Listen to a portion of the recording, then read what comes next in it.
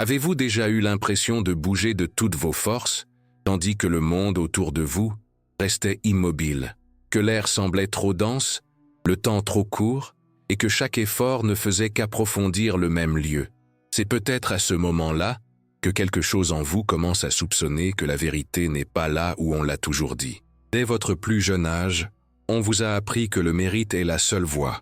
Il suffit de faire plus d'efforts, d'insister davantage, de résister davantage. Mais et si ce plus était précisément ce qui vous bloquait? Nous vivons sous un mythe déguisé en vertu, le mythe de l'effort comme rédemption. Un mythe si bien raconté que peu osent le remettre en question, même lorsque le corps cède et que l'esprit se tait. Avez-vous déjà remarqué comment la société récompense l'épuisement? Comme les regards s'emplissent d'admiration face à ceux qui se détruisent pour un idéal invisible. Ils appellent discipline ce qui n'est peut-être que de la peur. Ils appellent succès ce qui, bien souvent, n'est que survie déguisée en accomplissement. Imaginez un homme poussant une charrette en haut d'une colline. Ses mains saignent, son souffle s'arrête, mais il y croit. Il y croit parce qu'on lui dit que le sommet l'attend. Mais le sommet n'existe pas, il n'y a que la montée. Et plus il pousse, plus le sol s'incline, comme pour se moquer de sa foi en la force. Le poids de la charrette est le même qu'il porte en lui. L'idée que seul l'effort libère. Mais qu'est-ce qu'un effort sans direction? Qu'est-ce qu'un sacrifice inutile? La plus grande prison ne réside peut-être pas dans les murs du monde, mais dans les structures invisibles de l'esprit, celles qui confondent résistance et but. Combien de fois avez-vous confondu lassitude et progrès? Combien de fois avez-vous cru que la souffrance était le signe que vous étiez sur la bonne voie? Il y a un point de rupture dans tout cheminement humain, un moment où l'épuisement cesse d'être un obstacle pour devenir une révélation. À cet instant, quelque chose murmure au plus profond de votre âme. Et si le problème n'était pas vous? Peut-être avez-vous seulement appris à avancer, alors que vous auriez dû apprendre à avancer. La différence entre ceux qui coulent et ceux qui émergent ne réside pas dans la force, mais dans le point d'appui. Et c'est ce point que personne ne vous a enseigné dont nous allons parler. Mais d'abord, regardez en vous et demandez-vous, qui en vous croit encore que la souffrance est une preuve de valeur? Cette question peut vous sembler inconfortable maintenant, mais c'est là que le véritable mouvement commence. Car peut-être dans le silence entre deux efforts, vous réaliserez que vous n'avez jamais manqué de force, seulement de levier. Vous avez passé votre vie à entendre que vous deviez redoubler d'efforts, dormir moins, produire plus, vous contrôler. Et lorsque votre corps réclamait une pause, le monde répondait par le silence ou par le blâme. Il y a un manque de discipline, disait-on, de concentration, de force. Mais que se passerait-il si ce qui vous avait toujours manqué n'était pas la force, mais l'influence? Il y a quelque chose de profondément injuste dans la façon dont on vous a fait croire que l'effort était suffisant. Personne ne vous a dit que le système était conçu pour récompenser non pas ceux qui font des efforts, mais ceux qui apprennent à mobiliser des forces plus grandes que leurs propres mains. Pensez à la collègue qui semble avoir de la chance dans tout ce qu'elle entreprend, au voisin qui grandit tandis que vous stagnez, au créateur qui sommeille et pourtant multiplie ses possibilités. À première vue, cela ressemble au talent ou au hasard, mais le hasard n'est que le nom que nous donnons à l'inconnu. En réalité, ces personnes ont appris à exploiter un autre type de pouvoir, silencieux, invisible, multiplicateur. Tandis que certains repoussent le poids de la vie centimètre par centimètre, d'autres construisent des mécanismes qui transforment un simple geste en 1000 mouvements. Un homme se lève à 5 heures, enchaîne 2 trajets et travaille jusqu'à en perdre la raison. Un autre, chez lui, crée un système qui fonctionne pour lui. Tous deux se fatiguent, tous deux aspirent à la même chose. Dignité, sécurité, paix. Mais un seul a compris que le temps est le véritable capital et que l'effort, s'il n'est pas multiplié, s'épuise. Combien de fois avez-vous troqué la présence contre l'urgence?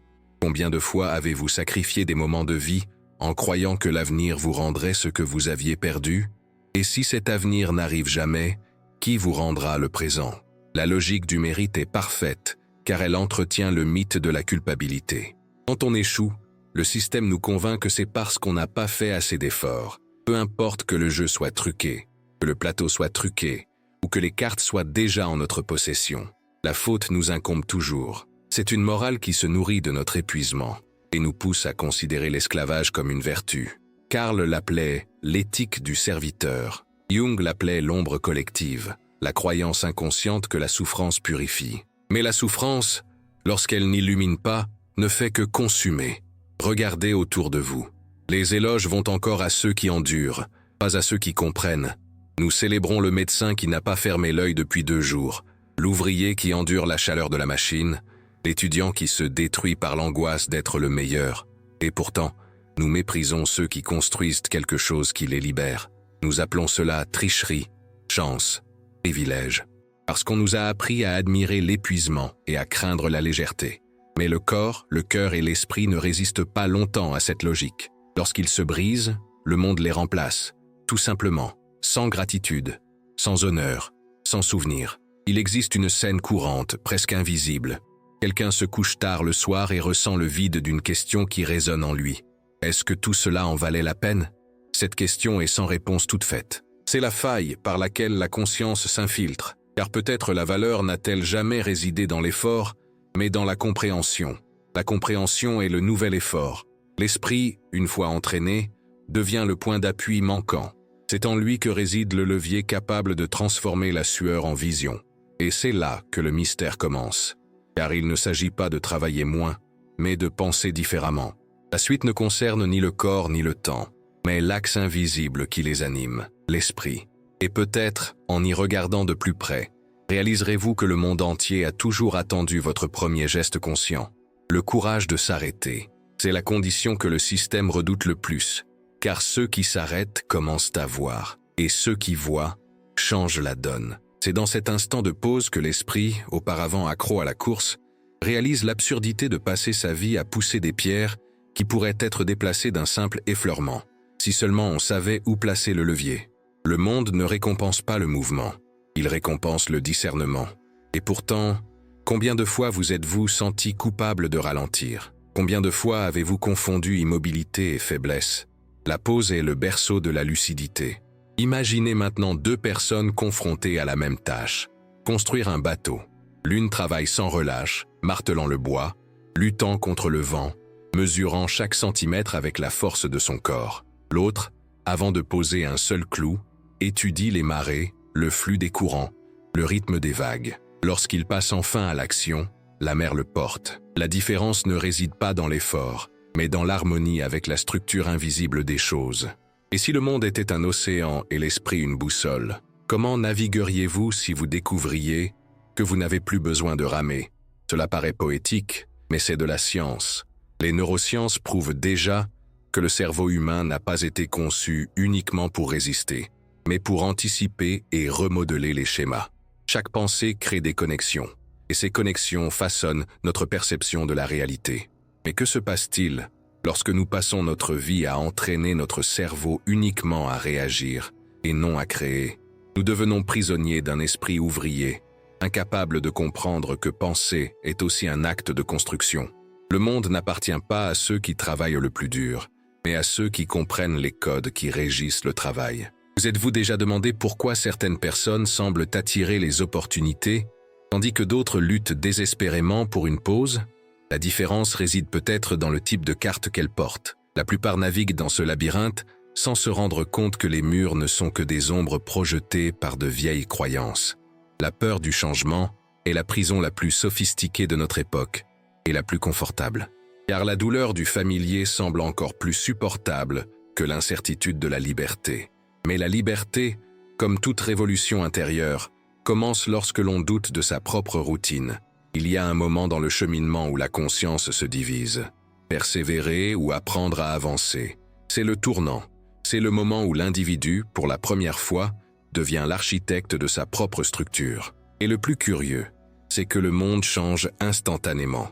Non pas parce qu'il change réellement, mais parce que l'esprit qui le perçoit ne le perçoit plus de la même manière. Tout ce qui semblait autrefois un obstacle devient un levier potentiel. Le problème n'était jamais le poids, mais la façon dont on le soutenait.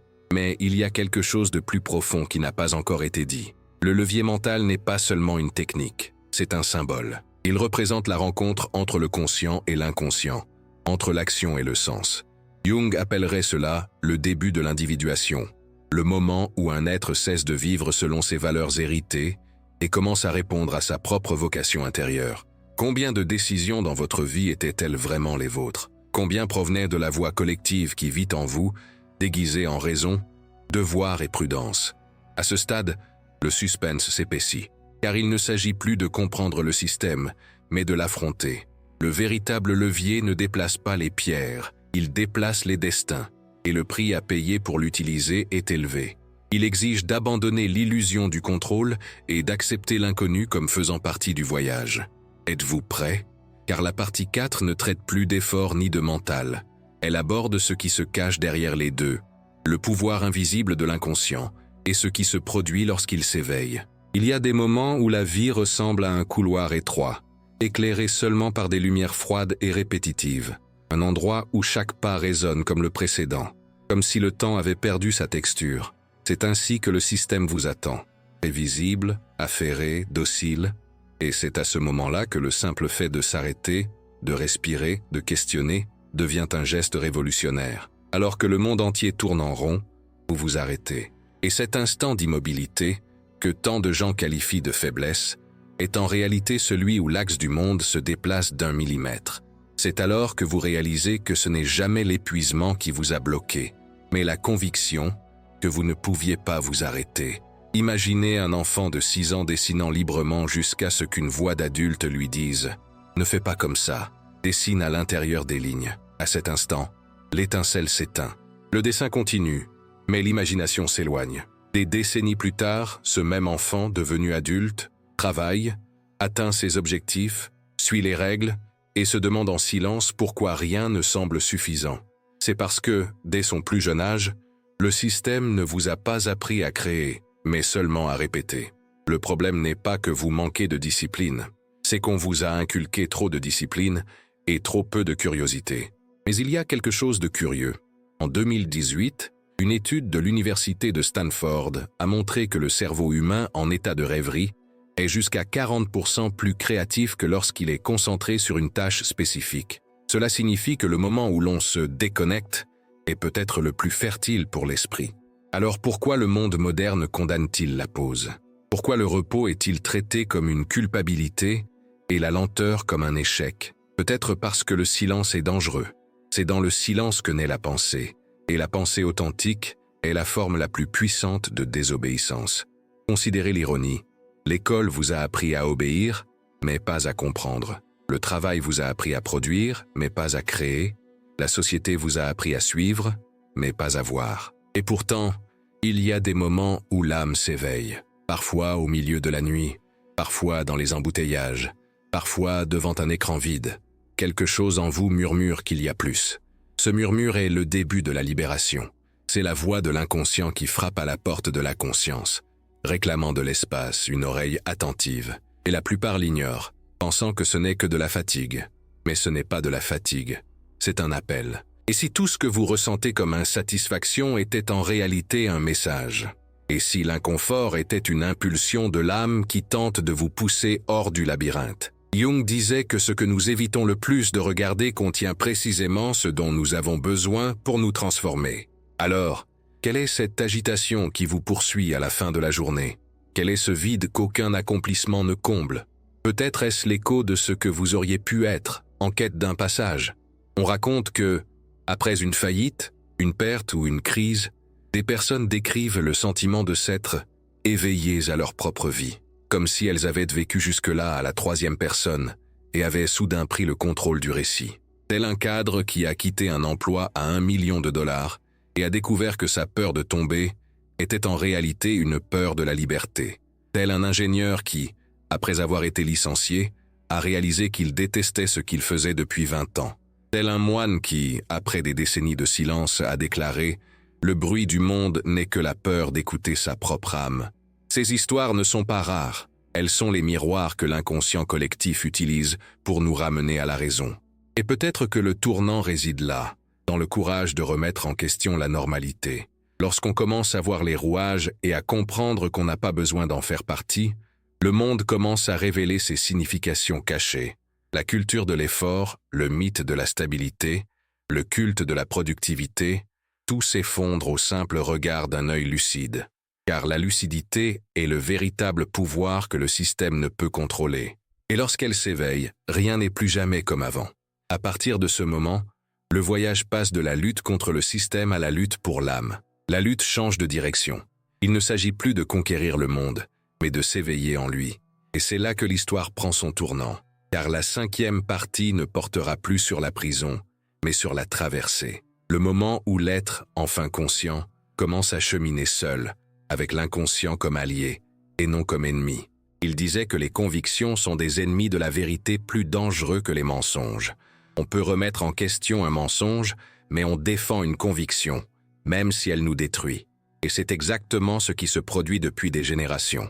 On nous a appris à défendre la lassitude comme une vertu, à exalter l'obéissance comme une sagesse, à confondre répression et caractère. Mais qu'est-ce que la vertu quand elle exige l'oubli de soi? Que reste-t-il de l'humain quand l'authenticité est sacrifiée au nom de l'acceptation? La plus grande erreur de la modernité est peut-être de croire que mûrir signifie renoncer à ce que l'on est. Nous vivons entourés de règles invisibles, conçues pour faire tourner les rouages, travailler, produire, obéir, répéter. Mais que se passe-t-il lorsque, au cœur de cette machine, quelqu'un décide de s'arrêter et de regarder en lui-même? Quelque chose se brise, d'abord par la peur, puis par la lucidité. On découvre que le véritable échec ne réside pas dans la chute, mais dans le fait de persister sur un chemin qui n'a pas de sens. Et si ce que vous appelez échouer était en réalité un acte de résistance inconscient, un refus profond de continuer à se conformer à un modèle qui n'a pas été créé pour vous? Regardez bien, le système qui exige de vous la productivité ne se souciera jamais de votre épuisement. La culture qui vous convainc de tout sacrifier pour le travail ne se sacrifiera jamais pour vous. Et pourtant, il existe une lueur d'espoir, la possibilité de choisir différemment. Le début de la libération n'est pas la fuite, c'est le doute. Dire « je ne sais pas si je veux continuer comme ça » est le premier pas vers la prise de conscience. Car douter, au fond, c'est se rappeler qu'il y a quelque chose en soi qui est encore vivant, quelque chose qui résiste à la domestication. Mais voici un paradoxe. L'effet de levier, cette force d'amplification que nous recherchons si désespérément, n'a de sens que lorsqu'il y a une essence. Multiplier le vide revient à reproduire le néant. Grandir sans direction revient à accélérer vers le néant. C'est pourquoi les Grecs utilisaient ce mot, télos, but, but. Ce n'est pas ce que vous faites qui compte, mais pourquoi vous le faites. Télos est la fréquence silencieuse qui vibre au centre de votre existence, celle qui continue de parler même lorsque le monde est silencieux. Vous êtes-vous déjà demandé ce que votre télos, qu'est-ce qui en vous mérite d'être multiplié? Dans une culture qui mesure la valeur par des indicateurs et la pertinence par les mentions « j'aime », poser cette question est devenu un acte de rébellion. Qui voulez-vous être quand personne ne vous regarde? Est la question qui sépare ceux qui vivent de ceux qui se contentent de fonctionner. Et les vraies réponses ne s'inscrivent pas dans des feuilles de calcul ou des discours d'entreprise. Elles vivent dans une autre dimension, celle de l'éternité, non pas comme un concept religieux, mais comme la continuité de ce qui compte. L'art de Léonard de Vinci, la pensée de Socrate, la voix de Martin Luther King en sont des échos. Téloski ont traversé les siècles parce qu'ils sont nés alignés avec la vérité.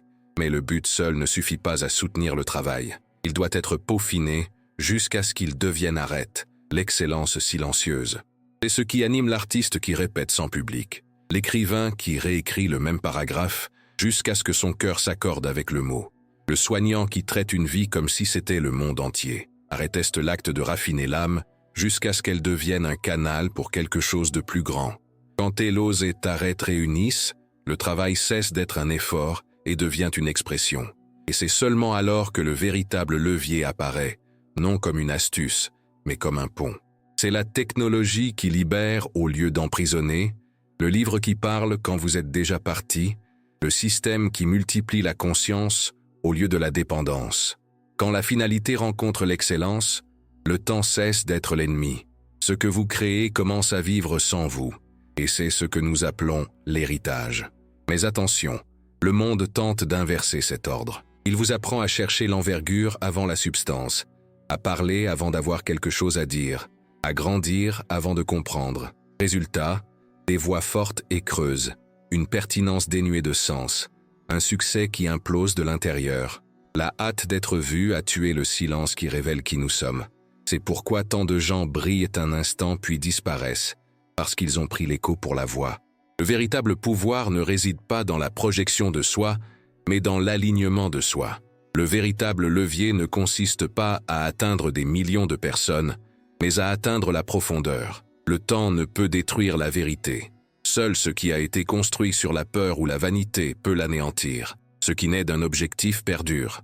Ce qui naît de la précipitation s'évapore. Par conséquent, s'il y a un appel dans ce voyage, c'est celui-ci. Cessez de vous précipiter. Écoutez ce qui est encore vrai en vous. Affinez-le. Multipliez-le. Car à la fin, le corps se fatigue, le nom s'efface, mais ce qui a été accompli en accord avec le but devient une force vive dans l'inconscient collectif. C'est la transcendance. C'est le mouvement qui conquiert le temps. C'est la liberté que le système ne peut jamais accorder, car elle naît de l'intérieur et personne ne peut la lui enlever. C'est là, dans le silence de l'aube, face à la fatigue accumulée par les années, que quelque chose s'est brisé en moi, et de cette rupture est né un éclair de lucidité. Pour la première fois, j'ai compris que l'effort seul n'est pas noble. Ce qui est noble, c'est le discernement qui le guide. Jusque-là, je croyais que la vie était une course, mais j'ai découvert qu'elle était une construction.